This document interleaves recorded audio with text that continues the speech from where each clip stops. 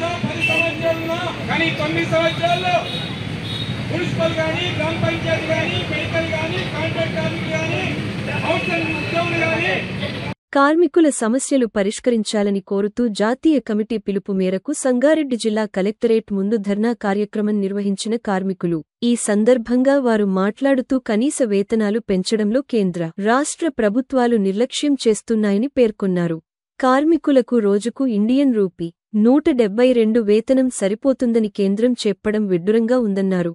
కుటుంబం లేని మోడీ షూట్ బూట్ల కోసం కోట్ల రూపాయలు ఖర్చు చేస్తూ కార్మికుల కుటుంబాలకు మాత్రం కనీస వేతనం రోజు ఇండియన్ రూపీ 172గా నిర్ణయం చేయడం సిగ్గుచేటు అన్నారు. కేంద్ర ప్రభుత్వం కార్మికులకు కనీస వేతనాలు ఇండియన్ రూపీ 29,610 పెంచినట్లుగా సోషల్ మీడియాలో తప్పుడు ప్రచారం చేస్తున్నారని, అలాంటి వార్తలను నమ్మి మోసపోవద్దని సూచించారు. మోడీ అధికారంలోకి వచ్చాక మినిమం వేజెస్ కోడ్ను ఆమోదించడం వల్లనే వేతనాలు పెరగట్లేదని అన్నారు. రాష్ట్రంలోనూ కనీస వేతనాల జీవోలను సేవరించడం లేదన్నారు. గత ప్రభుత్వంలో కనీస వేతనాలను సవరిస్తూ జీవో ఇచ్చినప్పటికీ వాటిని అప్పటి సీఎం కేసీఆర్ అమలు చేయలేదన్నారు. అందుకే ఆ ప్రభుత్వాన్ని కార్మికులు ఇంటికి పంపించారని గుర్తు చేశారు. కాంగ్రెస్ ప్రభుత్వం కూడా పాత పద్ధతిలోనే డిఏను తీసుకొచ్చి బేసిక్లో వేస్తున్న పరిస్థితి ఉందని అన్నారు. ఈ ధర్నా కార్యక్రమంలో ముఖ్య అతిథిగా సిఐటియు రాష్ట్ర ఉపాధ్యక్షులు జె మల్లికార్జున్ పాల్గొన్నారు. ధర్నా కార్యక్రమంలో సిఐటియు జిల్లా కార్యదర్శి జె సాయిలు, జిల్లా ఉపాధ్యక్షులు పాండురంగారెడ్డి, ప్రవీణ్ రాజయ్య, నాయకులు మైపాల్ యాదగిరి, బాగారెడ్డి బాబూరావు, నాగేశ్వరరావు, సురేష్ కొండల్ రెడ్డి, శోభ, రమాదేవి తదితరులు పాల్గొన్నారు. ఇవ్వాలని చెప్పేసి ఇవాళ తెలంగాణ రాష్ట్ర వ్యాప్తంగా 33 జిల్లాల్లో కూడా కలెక్టర్ ఆఫీసుల ముందు ధర్నాలు నిర్వహిస్తా ఉన్నాం. ఇవాళ ఈ రాష్ట్రంలో కనీస వేతనాలు అనే సమస్య ఈ రోజు సమస్య కాదు. ఇది ఉమ్మడి రాష్ట్రంలో ఉన్నప్పుడు కేవలం 2007లో ఒకసారి సవరించారు కనీస వేతనాలు. 2012 నుంచి అంటే ప్రతి 5 సంవత్సరాలకు ఒకసారి సవరించాల్సినటువంటి కనీస వేతనాలని ఇప్పటి వరకు సవరించకపోవడం వల్ల మొత్తం తెలంగాణ రాష్ట్రంలో ఉన్నటువంటి సుమారు 1 కోటి మంది పైచిలకు కార్మిక వర్గం అంతా కూడా 73 షెడ్యూల్ ఎంప్లాయ్మెంట్స్ పరిధిలో వీళ్ళందరూ పనిచేస్తూ ఉన్నారు. మరి వీళ్ళందరూ తీవ్రమైనటువంటి శ్రమ దోపిడీకి పాల్పడుతూ ఉన్నారు. గతంలో ఉన్నటువంటి పాలకులు, గత బీఆర్ఎస్ ప్రభుత్వం కూడా కనీస వేతనాలు పెంచుతామని చెప్పేసి ఆశ చూపి ఫైనల్గా ఒక 5 జీవోలు 18,900 రూపాయలు కనీస వేతనాలు పెంచుతూ జీవోలు ఇచ్చారు. ఆ జీవోల్ని గెజెట్ చేయకముందే యజమాని ప్రతినిధులందరూ కలవటం వల్ల ఆ జీవోలన్నీ కూడా వెనకపోయినటువంటి పరిస్థితి ఉంది. కానీ ఇవాళ తెలంగాణ ప్రభుత్వం మారింది. ఇవాళ కాంగ్రెస్ ప్రభుత్వం అధికారంలోకి వచ్చింది.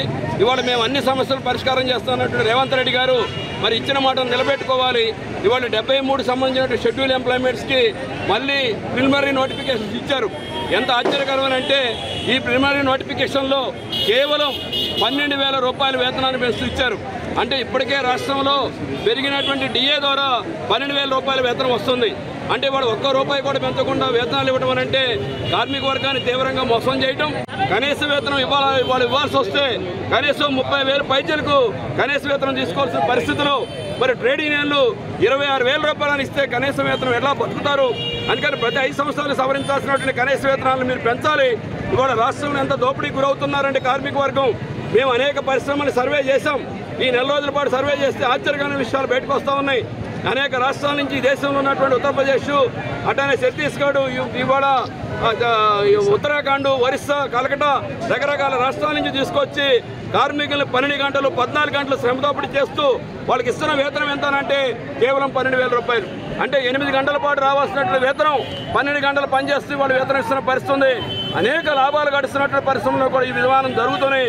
ఇక్కడ పేరుకు లేబర్ డిపార్ట్మెంట్ ఉంటున్నాయి తప్ప ఈ లేబర్ డిపార్ట్మెంట్ లేనాడు కూడా తనిఖీలకు పోతున్న పరిస్థితి లేదు.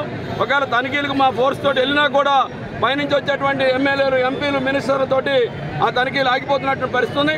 అందుకని రాష్ట్రంలో గతంలో 1979లో వలస కార్మికులకు సంబంధించినటువంటి చట్టం ఉంది. ఆ చట్ట ప్రకారం వాళ్ళందరికీ క్వార్టర్స్ నిర్మించి ఇవ్వాలి, వాళ్ళందరికీ వేతనాలు ఇవ్వాలి, వాళ్ళు రానుపోని ఛార్జీలు ఇవ్వాలి, వాళ్ళకి ఇక్కడ మంచి చెడులు అన్నీ చూసుకోవాల్సిన అవసరం ఉంది. అవన్నీ గాలిలో కలిసిపోయినాయి. అందుకని వాళ్ళ తెలంగాణ రాష్ట్ర ప్రభుత్వాన్ని మేము ఒకటే డిమాండ్ చేస్తున్నాం. అంతర్రాష్ట్ర వలస కార్మికుల చట్టాన్ని పటిష్టంగా అమలు చేయాలి. కనీస వేతనం 26 అమలు చేయాలి. ఒకవేళ మీరు అలా కనుక అమలు చేయని పరిస్థితి ఉంటే రేపు 30వ తారీఖున ఇవాళ హైదరాబాద్ నడిబొట్టులో ఉన్నటువంటి అంజయ్య కార్మిక భవనానికి ముట్టడి చేస్తా ఉన్నాం. ఈ ప్రభుత్వం ఇప్పటికైనా బుద్ధి తెచ్చుకోకపోతే రాబోయే రోజుల్లో కార్మిక వర్గం కూడా మిమ్మల్ని కూడా పొందబెడతాం గ్యారంటీ అని చెప్పేసి ఈ సందర్భంగా మీ ద్వారా తెలియజేస్తా ఉన్నాం.